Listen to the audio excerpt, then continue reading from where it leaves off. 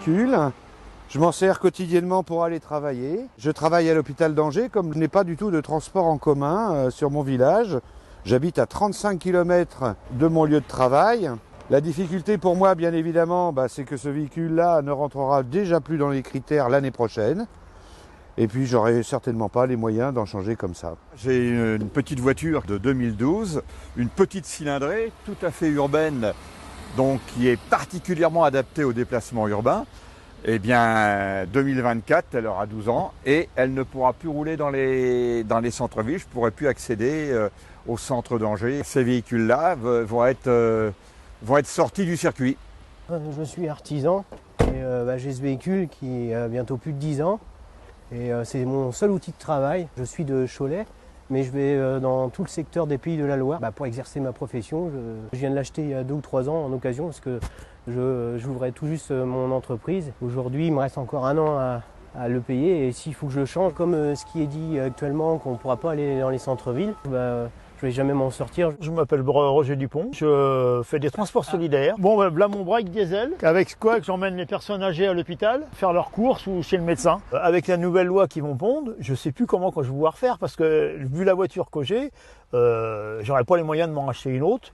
Étant à la retraite, pour m'amuser à acheter une voiture neuve. Et en plus, c'est une voiture électrique. Je vais arrêter tout, ça sera bien triste et puis c'est tout. Cette voiture, je l'ai achetée il y a 5 ans, j'ai toujours pas fini de la payer. Et dans 2 ans, j'aurai plus le droit de m'en servir pour venir ici en centre-ville, aller emmener mes enfants à l'école ou faire des courses, ou aller voir ma mère qui habite dans centre-ville. J'habite malheureusement la banlieue et du coup, j'aurai plus accès. C'est vraiment de l'exclusion. Non mais sans déconner, ils sont fous. Ou alors, ils nous offrent une voiture à 50 000 €, mais j'en doute.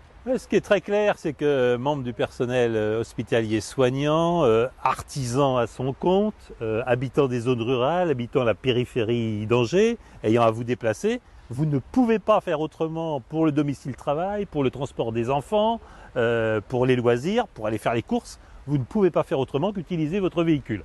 Or, je tiens à le souligner, ici sur le parking La Rochefoucauld, 3 véhicules sur 4 garés dans ce parking n'auront plus le droit de venir ici à partir de 2024. Au titre de la loi énergie-climat, tous les véhicules qui ne seront pas classés critère 1 ou critère 2 n'auront plus le droit de rentrer dans les grandes agglomérations. C'est certainement Nantes, c'est sans doute aussi Le Mans, Angers, Saint-Nazaire, peut-être La Roche. Ça veut dire que 46% des véhicules du parc actuel n'auront plus le droit d'aller dans ces agglomérations. C'est une écologie qui est en train d'exclure les habitants des zones rurales de la ville. Ça me paraît quelque chose de très grave, d'autant que ça touche particulièrement les véhicules utilitaires. Dans la région des Pays de la Loire, c'est 95% de diesel. Or, les écologistes entendent bannir complètement le diesel de nos villes. Comment est-ce qu'on va faire pour les livraisons?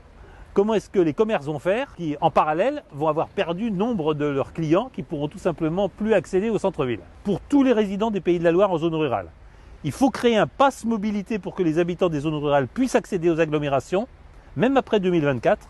Et il faut naturellement prendre en charge le passage d'un véhicule ancien à un véhicule non polluant pour les membres des personnels de santé et pour les membres des personnels de sécurité.